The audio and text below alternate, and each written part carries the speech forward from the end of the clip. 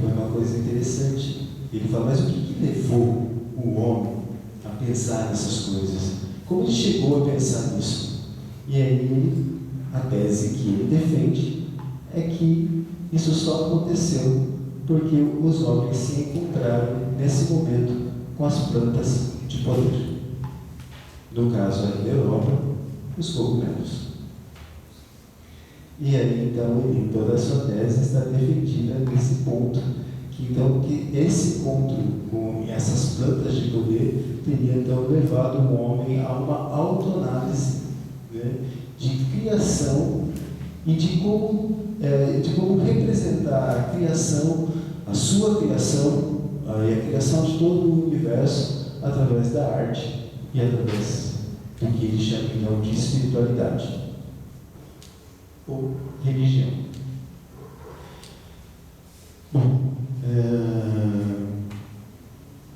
de lá para cá, de 35 mil anos para cá, né, então são várias as pinturas, muitas cavernas foram descobertas, inclusive tem uma caverna, a caverna de Beckman. Pode passar mais uma. Mais uma. Outra, por favor. Essa, não, mais uma. Uma pintura que representa 2 cavalos. Isso. Então aí você tem essas mãos que estão acima do cavalo, né, que são chamadas de mãos negativas, né, que seria a representação do eu criador, do eu pintor, do eu artístico, né, que está aí testemunhando, vamos dizer assim, esse momento de criação da humanidade. Essa caverna foi descoberta, se eu não me engano, em 1997 por acaso. Né? A maior parte dessas cavernas, no momento da era do gelo, né, do degelo, elas foram cobertas, né? E muitas foram descobertas no século XX, e essa de Beckman aí talvez tenha sido a última descoberta. Né? Então foi encontrado pegadas fossilizadas, e o que ele chama a atenção é que não há registro de sepultura nessas cavernas. Né? Tem alguns animais, né, ossadas de alguns animais, mas não se encontram ossadas humanas.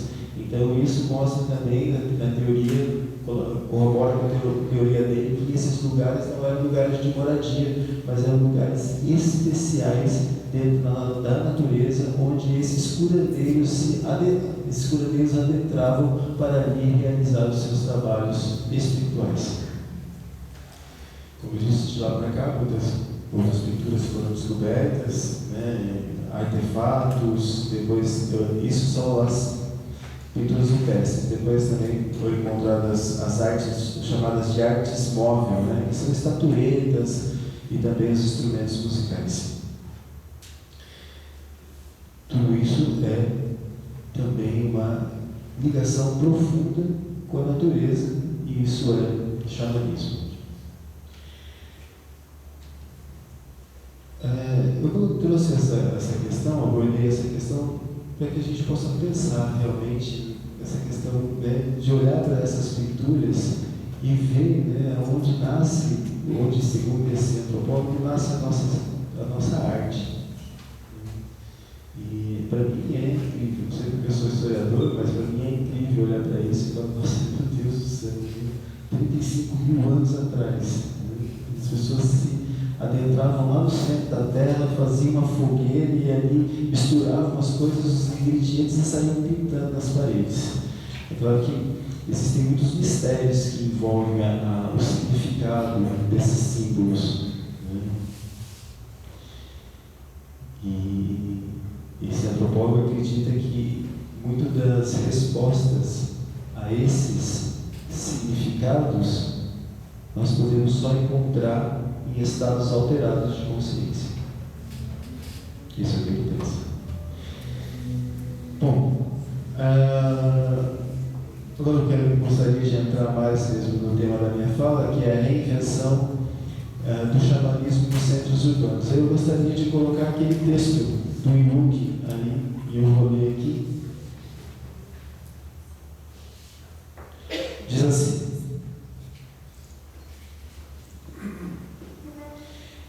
é verdade, que nestes últimos tempos o homem civilizado adquiriu certa dose de força de vontade que pode aplicar onde lhe parecer melhor.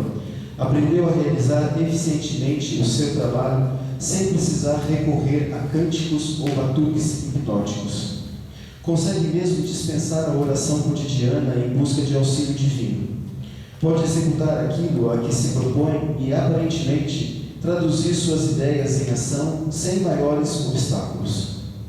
Enquanto o homem primitivo parece estar a cada passo tolhido por medos, superstições e outras barreiras invisíveis. O lema "querer é poder" é a superstição do homem moderno. Para sustentar essa sua crença, no entanto, o homem contemporâneo paga o preço de uma incrível falta de introspecção. Não consegue perceber que, apesar de toda a sua racionalização e toda a sua eficiência, continua possuído por forças fora do seu controle. Seus deuses e demônios absolutamente não desapareceram, têm apenas novos nomes. E o conservam em contato íntimo com a inquietude, com apreensões vagas, com complicações psicológicas, com uma insaciável necessidade de pílulas, álcool, fumo, alimento e, acima de tudo, com uma enorme coleção de neuroses. O homem moderno, para não ver essa cisão do seu ser, protege-se com um sistema de compartimentos. Certos aspectos da sua vida exterior e do seu comportamento são conservados em gavetas, separadas e nunca confrontadas uns com os outros. Carl Jung, e esse trecho que foi lido encontra-se no livro O Homem e seus Símbolos. Bom, eu me adaptei àquela lente de focal ainda, sabe? Então tem que colocar, tirar o óculos dele. Bom, a minha fala hoje aqui, eu acho que o convite que foi feito para que eu estivesse aqui está muito ligada aos trabalhos que são realizados na Santa Luz. A Santa Luz é um centro aqui em Assis que funciona desde 2012. É um centro espiritual que trabalha com a utilização de ferramentas que são para nós chamadas de medicinas da floresta. Entre elas, são elas que nós trabalhamos na verdade, a ayahuasca, o rapé e o tabaco. Então nós utilizamos dessas medicinas sagradas em nossos rituais. Claro que essas medicinas, elas chegam até nós através do conhecimento ancestral indígena, através dos povos do altiplano amazônico. É lá que estão as ervas, lá o habitat natural das ervas que compõem, por exemplo, a ayahuasca. Bom, eu vou falar um pouquinho mais detalhado sobre isso, e acredito que depois vai ter um momento para perguntas, então aqueles que tiverem perguntas. Bom, como que essas medicinas chegaram até os centros urbanos? Bom, não dá para não falar nisso sem tratar um pouquinho da história do nosso país e falar das correntes migratórias de nordestinos que foram no começo do século XX para a região norte do ciclo da borracha. Foram através dessa corrente migratória que acabou-se então esses nordestinos, essas pessoas que já acostumavam a morar em cidades, entraram em contato com tribos indígenas e aí então entraram em contato com essas medicinas.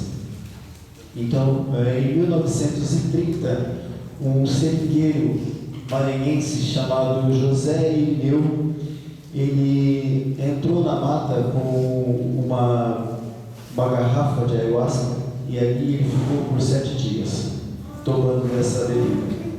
Depois desses 7 dias, ele voltou, saiu da mata e então ele sentiu, intuiu de criar uma religião. E essa religião é o Santo Daime. A palavra Daime vem de Daime luz, Daime força. Então 1930, esse seringueiro negro, de quase 2 metros de altura, então funda a religião do Santo Daime. Outro seringueiro, mestre Daniel, em 1945, funda uma outra religião chamada Abarquinha. E na década de 60, também um outro seringueiro chamado mestre Gabriel funda a União do Vegetal.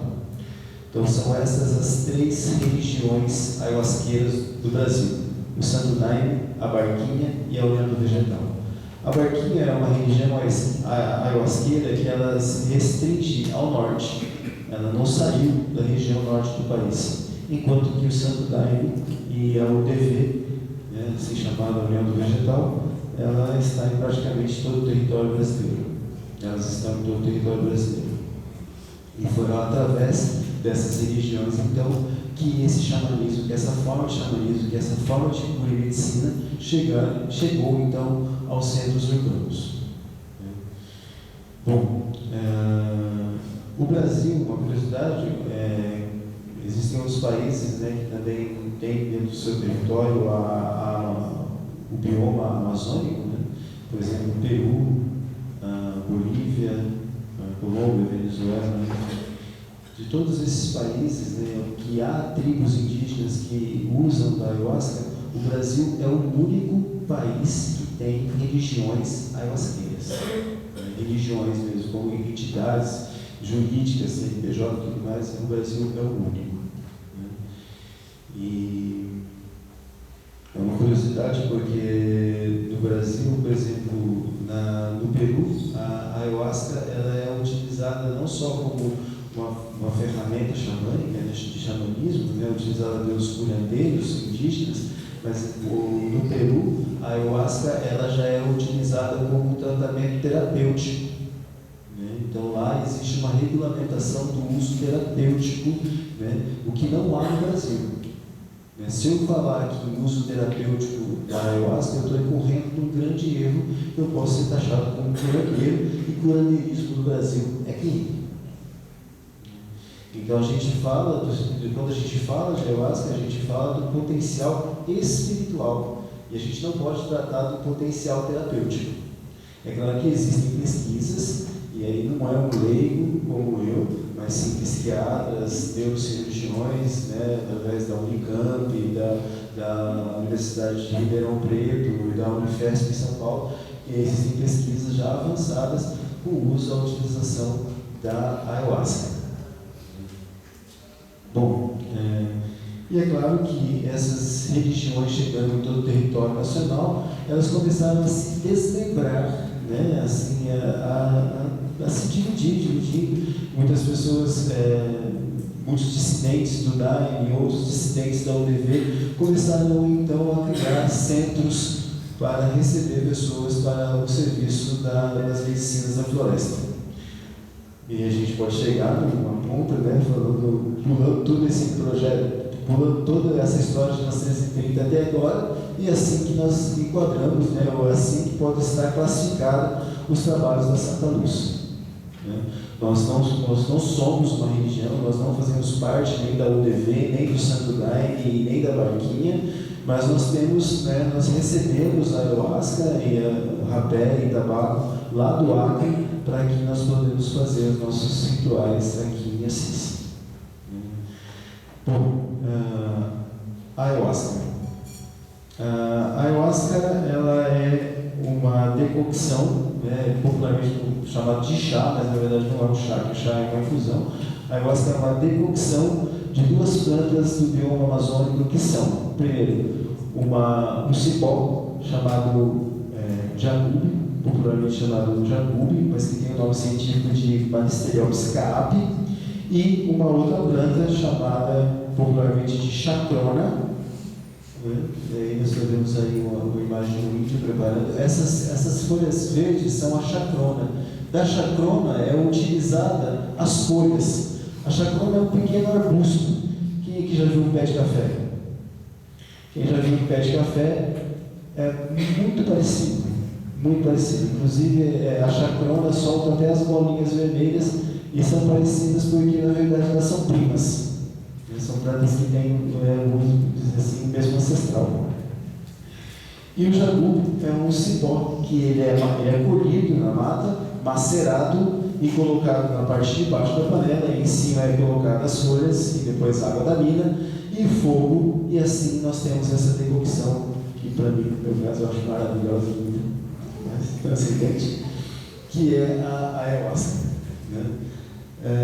Todo esse processo da retirada dos materiais da floresta, como o cipó e a folha da chacrona, elas são feitas debaixo de ritual, né? Se pedir a permissão para que se entre na floresta, para que se colha tudo isso debaixo de cânticos, né? De permissões espirituais, porque foi herdado desse xamanismo urbano, né? Vamos dizer, neo-xamanismo, nessas religiões xamânicas, que a ayahuasca não é simplesmente uma bebida, ela é uma entidade viva da floresta, né?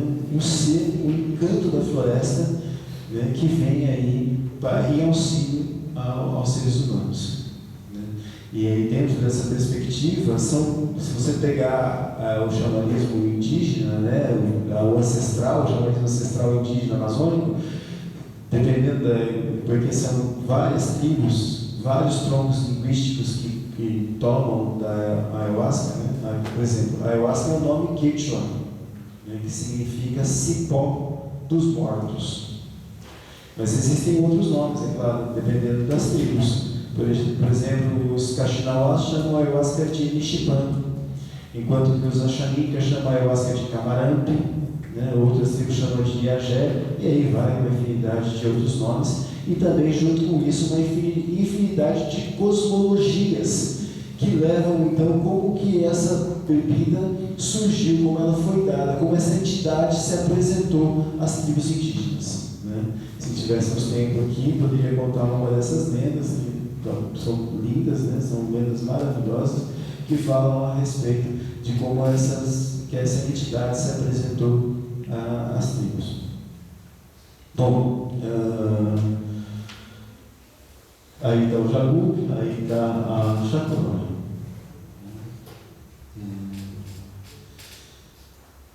Dentro da floresta, no ritual indígena, o pajé ele é o cantador, né? O ritual da ayahuasca ele é o ritual onde as pessoas bebem essa bebida sagrada, e o pajé ele então começa a cantar os cânticos da ayahuasca. E isso pode durar uma noite toda, né? E é através dos cantos do pajé que então as pessoas vão acessando, né, a transcendência, vão fazendo contato com o divino, né? Vão trazendo assim, dessa maneira que a entidade vai trazendo cura aos indivíduos que estão dentro de um ritual. Nos rituais do xamanismo urbano, né, existem também os momentos de cântico que são feitos pelos membros que consagram da bebida, mas a maior parte do ritual, por exemplo, posso dizer, do ritual da Santa Luz, ele é feito através também de musicoterapia, e, né, a maior parte das musicoterapia ela é feita através do computador mesmo, né? Do computador, da caixa de som, né? E a escolha das músicas ela entra de acordo com o tema do trabalho. Na Santa Luz, cada trabalho ele tem um tema, né? Um tema que é desenvolvido ao longo das 7, 8 horas que duram o ritual. Então, as músicas, que a maior parte são instrumentais, não são músicas letradas, mas também tem músicas letradas, elas então buscam uma ligação com o tema que está sendo proposto. Na última cerimônia que ocorreu no sábado passado, nós estávamos celebrando a primavera, e o tema do nosso trabalho era renascer na primavera. Os temas dos trabalhos estão muito ligados aos ciclos da natureza, já que nós buscamos, então, através do que se chama xamanismo, que é o estudo da natureza, nos integrar a essa natureza. Bom, vou falar um pouco cientificamente falando, eu falo um pouco dos microscópios, né? O princípio ativo que traz a chacrona, a folha, é a dimetiltriptamina. Esse princípio ativo, chamado, conhecido também como DMT, nós também produzimos no nosso cérebro. É uma substância que nós produzimos. E é interessante que a DMT, na lei brasileira, é uma substância proscrita. Então significa que você agora, no momento, está portando drogas. Todo mundo aqui está portando drogas, porque o DMT é uma substância proscrita e a gente produz DMT. É interessante isso porque quando a gente entra nesse embate, no debate em relação ao proibicionismo de substâncias no Brasil. O princípio ativo do cipó é a armalina. Bom, até pouco tempo atrás se acreditava que a armalina, o princípio ativo do cipó, ele tinha uma única função. E a função dessa substância era fazer com que se bloqueasse uma enzima que nós carregamos, que nós temos aqui dentro do nosso estômago, a mal. Essa enzima, se ela funciona como ela funciona todos os dias, nós iríamos tomar a DMT e essa DMT ia passar por nosso organismo incólume, sem fazer nenhum efeito, porque ela seria quebrada através dessa molécula. Então, nós digerindo o estômago, ela não alcançaria a corrente sanguínea e assim não alcançaria nosso sistema nervoso. Então, acreditava-se, né, que a armalina, bloqueando a enzima mal, então a DMT ela não era absorvida no nosso estômago, levada pela corrente sanguínea, alcançava então o nosso sistema nervoso. E aí sim se chegava ao que os ayahuasqueiros chamam de força. O efeito da ayahuasca nós chamamos de força. Então, às vezes ele está habituado, e aí, chegou a força? Está na força? Então, essa é a expressão utilizada pelos ayahuasqueiros. Bom, hoje, a neurociência aponta que a armalina tem papéis mais importantes do que simplesmente bloquear a nossa mal. E as pesquisas apontam hoje que se a ayahuasca ela ajuda a reduzir a dependência química, principalmente da cocaína, isso se deve principalmente pelo princípio ativo da armalina. Bom, claro que tudo isso diante dos microscópios, mas há 3.000 anos atrás, que os antropólogos acreditam que os índios começaram a tomar ayahuasca, como é que eles sabiam? Dentro de um universo de 20 milhões de plantas, como é que eles sabiam? Vou pegar essa aqui, agora vou pegar aquela ali, vou fazer um chá aqui, vamos tomar, e vamos ver o que está.